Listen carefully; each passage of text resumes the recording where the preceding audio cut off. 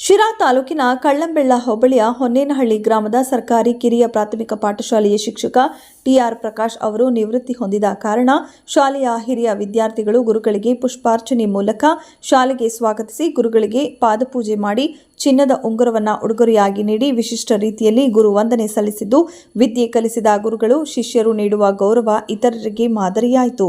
ಇನ್ನು ಶಾಲೆಯಲ್ಲಿ ಈ ಹಿಂದೆ ಶಿಕ್ಷಕರಾಗಿ ಸೇವೆ ಸಲ್ಲಿಸಿದ್ದ ಎಚ್.ಎನ್. ರಾಮಕೃಷ್ಣಯ್ಯ, ಟಿ.ಸಿ. ಮಹದೇವಯ್ಯ, ಶೋಭಾರಾಣಿ, ಚಂದ್ರಶೇಖರ್, ಶಾರದಾ ಮತ್ತು ಮಾಲಾಜಿ, ಶಾಲಾ ಅಭಿವೃದ್ಧಿ ಸಮಿತಿ ಅಧ್ಯಕ್ಷ, ಸದಸ್ಯರು, ಶಾಲೆಯ ಹಿರಿಯ ವಿದ್ಯಾರ್ಥಿಗಳು, ಊರಿನ ಗ್ರಾಮಸ್ಥರು ಹಾಗೂ ತಾಳಗುಂದ ಶಾಲೆಯ ಶಿಕ್ಷಕರು ಉಪಸ್ಥಿತರಿದ್ದರು.